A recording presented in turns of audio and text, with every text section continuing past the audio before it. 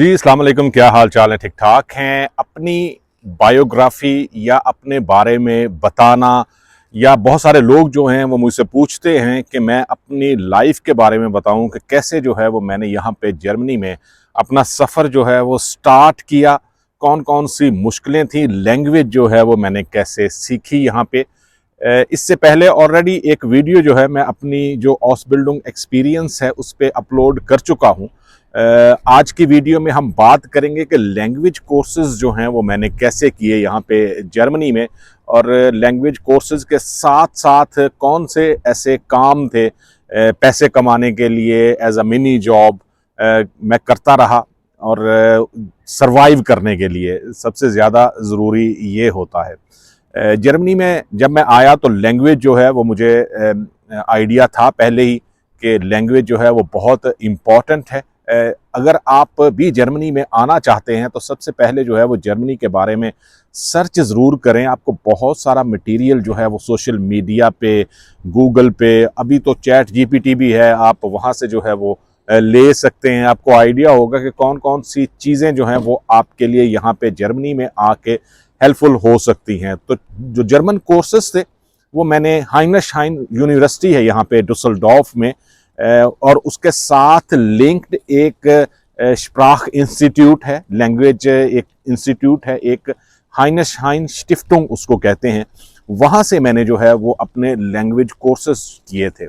अब वहाँ से जो है वो मैंने लैंग्वेज कोर्सेज क्यों किए, उसकी रीज़न ये थी कि एक तो लैंग्वेज कोर्सेज जो हैं वो मुझे जल्दी चाहिए थे, और ये पेड कोर्सेज थे जो मैंने उस वक्त किए थे।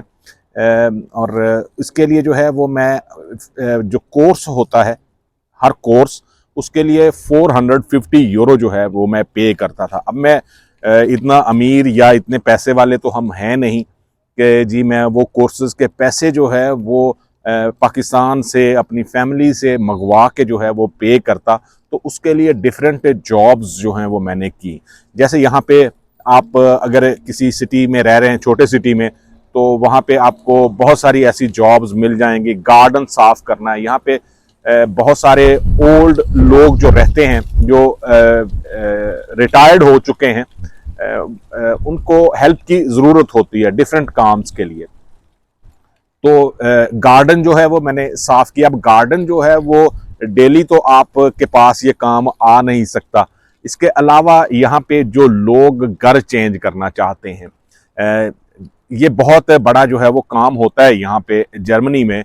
लोग जो हैं वो अमूमन शिफ्टिंग करते रहते हैं, और शिफ्टिंग के लिए उनको हेल्प की ज़रूरत पड़ती रहती है। जो लोग, अगर आप यहाँ पे फेसबुक ग्रुप्स हैं जो जर्मनी के बने हुए हैं, अगर अपनी कम्युनिटी के बारे में भी अगर आप पोस्टें पढ़ें तो आपको बहुत सारी ऐसी पोस्टें मिलेंगी जिसमें लोग हेल्प के लिए रिक्वेस्ट करते हैं कि जी हमने घर चेंज करना है, उसके लिए हेल्प चाहिए, हम पेड भी करेंगे। तो इस तरह की जो है वो हेल्प्स या काम जो हैं वो आपको मिल सकते हैं। इसी तरह के काम जो है वो मैं करता रहा। अब ये शिफ्टिंग का काम जो है वो अमूमन गर्मियों में जो है वो ज़्यादा होता है, और अमूमन जो है वो वीकेंड पे सैटरडे को होता है। ये वाले काम करने से जो है वो मुझे पैसे मिलते रहे। इसके अलावा एक दो ऐसे घर थे या बूढ़े लोग थे जिनको जो खुद से जो है वो सामान लेने नहीं जा सकते थे, या वो ऑनलाइन ऑर्डर नहीं करना चाहते थे। उनके साथ अगर आप कम्युनिटी के साथ इंटरेक्शन करेंगे तो बहुत सारे ऐसे लोग आपको मिलेंगे जो हेल्प करना चाहते हैं। तो इसी तरह वो लोग ऑनलाइन ऑर्डर भी कर सकते थे, लेकिन उन्होंने ये कॉन्ट्रैक्ट जो है वो मुझे दे दिया कि उनको हर वीक जो है वो जो भी चीज़ें चाहिए होंगी उसकी एक स्लिप जो है वो मुझे दे दिया करेंगे, और मैं उनके लिए जो भी सामान है वो ख़रीद के ला के उनकी जो भी पेमेंट है वो उनसे ले लूँ, और इस पेमेंट में वो एक्स्ट्रा जो है जो मेरे चार्जेस हैं इसके अलावा कुछ और पैसे भी जो है वो मुझे दे दिया करते थे। तो इस तरह जो है वो मैंने कोर्सेज किया। अब जो मैं कोर्स करता था ये पेड कोर्स थे, और एक कोर्स जो है वो 4 वीक्स का होता था। क्योंकि ऑलरेडी लैंग्वेज जो है वो मैं जानता था, लेकिन मेरे पास कोई सर्टिफिकेट नहीं थे। तो सर्टिफिकेट्स के लिए जो है वो जब भी आप किसी हाउस बिल्डिंग के लिए या किसी भी जगह पे अप्लाई करते हैं तो आपको एक्चुअली में सर्टिफिकेट जो हैं वो चाहिए होते हैं। आप लैंग्वेज जितनी भी बोल लें, आपको सर्टिफिकेट्स जो हैं वो ज़रूर चाहिए होते हैं। तो इस तरह जो है वो 4 वीक्स का कोर्स था, 450 यूरो जो है वो उसकी फ़ीस होती थी। और 4 वीक्स के बाद जो है वो एग्ज़ाम होता था और उसके बाद 1 या 2 वीक्स जो हैं वो ब्रेक होती थी। और उसके बाद अगर आप नेक्स्ट कोर्स करना चाहें तो आप उसमें एडमिशन ले सकते थे। तो इस तरह जो है वो मैंने लैंग्वेज कोर्सेज़ किए। अब लैंग्वेज कोर्सेज मेरे पास आ गए, लेकिन जैसे मैंने आपको बताया कि बहुत सारे ऐसे काम थे, मैं बाकायदा तौर पे कोई मिनी जॉब जो है वो नहीं करता था, क्योंकि उसके अलावा ये इस तरह के काम जो हैं वो इसमें इतने पैसे बनते थे कि मैं अपनी जो है वो कोर्सेज जो हैं वो उनको पे कर सकूं। इसके अलावा जो खाने पीने के या मेरे रहने के या जो भी एक्सपेंस हैं वो मैं बियर कर सकूं। इस तरह के काम करने से भी इतने पैसे जो हैं वो मिल जाते हैं। अमूमन जो शिफ्टिंग का काम होता है वो एक दिन का तो होता है, लेकिन उसमें बहुत ज़्यादा पैसे जो हैं वो आपको मिलते हैं। और इसके अलावा बहुत सारे ऐसे लोग होते हैं या जो ये कहते हैं जी कि आप ये शिफ्टिंग का तमाम काम जो है वो आप ले लें और आप बंदों को जो है वो खुद से हायर कर लें, हम आपके साथ एक लमसम अमाउंट जो है वो तय कर लेते हैं और इसमें भी काफ़ी पैसे जो है वो बन जाते हैं। यहाँ पे उमसूक इसको कहते हैं जर्मनी में शिफ्टिंग के काम को, और बहुत ज़्यादा पैसे हैं। अगर आप यहाँ पे जर्मनी में सेटल हो जाएं तो इस तरह की कंपनी जो है वो ज़रूर बनाएं। फिनांस जो है वो यकीनन आपको चाहिए होगा, लेकिन अगर आप ये शिफ्टिंग के काम की कंपनी बना लेते हैं तो यकीनन आपके लिए जो है वो बहुत ज़्यादा फ़ायदा मंद हो सकती है। बहुत प्रॉफिटेबल काम है, लेकिन ये चूँकि मैन पावर के साथ काम करने वाला है तो आपके पास इसके लिए बंदे होने चाहिए। मैन पावर की ऐसा जो है वो प्रॉब्लम नहीं होती यहाँ पे। जब मैं ये काम लेता था तो मेरे पास जो साइलम पे लोग थे उनको बहुत ज़्यादा इंटरेक्शन था मेरा उनके साथ, तो वहाँ से जो है वो मैं लोग लेता था, क्योंकि वो साइलम पे किसी कैंप में रह रहे थे और अगर उनको एक्स्ट्रा पैसे कमाने का कोई भी मौका मिलता था इस तरह के काम का तो वो साथ आ जाते थे। इसके अलावा फिर एक फैमिली थी जिनकी कंपनी थी, एक बड़ी कंपनी। तो जब मैंने कोर्सेज कंप्लीट कर लिए B2 तक, तो उसके बाद मैं कोशिश कर रहा था उस वक्त, मैंने आपको पहले भी बताया था कि मेरी कोशिश थी कि मैं भी ये होटल मैनेजमेंट की जो हाउस बिल्डिंग है इसमें जाऊं और इसमें जो है वो मैं आगे फर्दर जो है वो अपना पढ़ाई करूं। इसके साथ मैंने MBA फिनांस एंड मार्केटिंग में किया था और वो जो है वो मैं कोशिश कर रहा था कि यहाँ पे रिकग्नाइज हो जाए, लेकिन उसमें भी जो है वो टाइम बहुत ज़्यादा लगता था।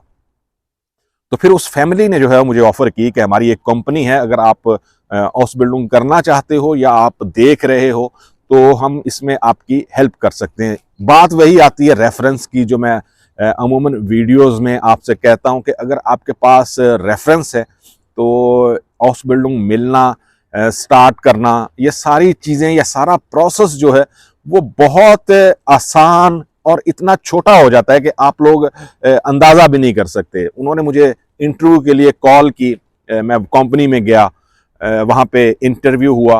उन्होंने कहा जी कि आप हो क्वालिफिशिएट यानी हाईली क्वालिफाइड हैं, लेकिन जो हमारे पास हाउस बिल्डिंग्स हैं उनके लिए आप सूटेबल नहीं हैं, लेकिन फिर भी चूँकि आप एक रेफरेंस से आए हैं तो हम आपको बता देते हैं जी कि आप ये वाली हाउस बिल्डिंग्स हैं हमारे पास और आप इनमें से कोई चूज़ कर लें। 3 प्रोग्राम थे उनके पास, एक IT से रिलेटेड था, एक लॉजिस्टिक्स से रिलेटेड था और एक कुक से रिलेटेड था।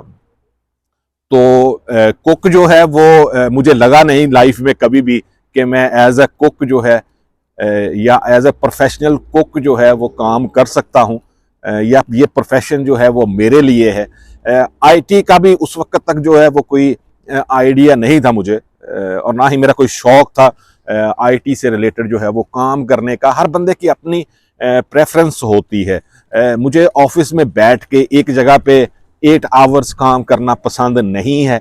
हो सकता है बहुत सारे लोगों को इस तरह की जॉब जो है वो अच्छी लगती हो, लेकिन मुझे ऐसा अच्छा नहीं लगता था। तो इसलिए जो है वो मैंने फिर लॉजिस्टिक को चूज़ किया कि मेरे पास ऑलरेडी MBA है और उसके साथ अगर मैं लॉजिस्टिक की ऑस बिल्डिंग कर लूँ और इसमें जो है वो फर्दर मास्टर या वाइटर बिल्डिंग जो है वो मैं करूँगा, तो इन फ्यूचर अगर मैं अपनी कंपनी बनाना चाहता हूँ तो उसमें बहुत ज़्यादा जो है वो हेल्पफुल होगी। अगर आप लॉजिस्टिक की कंपनी बनाना चाहते हैं तो उसके लिए आप का खुद का जो है वो मास्टर किया होना जो है वो ज़रूरी है उसी फील्ड में, या आपको कोई ऐसा वर्कर जो है वो रखना पड़ेगा जिसने मास्टर्स किया हो। तो प्लान उस वक्त भी मेरा यही था कि जी हाउस बिल्डिंग के बाद मास्टर करने के बाद जो है वो मैं खुद की लॉजिस्टिक की कंपनी जो है वो मैं ओपन करूं। अभी तक ये प्लान ही है, लेकिन इन फ्यूचर मुझे लगता है कि नेक्स्ट आने वाले 3-4 साल में ये जो है वो ज़रूर हो सकता है। तो इस तरह जो है वो मैंने लैंग्वेज कोर्सेज किए और इस तरह रेफरेंस से जो है वो मुझे हाउस बिल्डिंग मिली।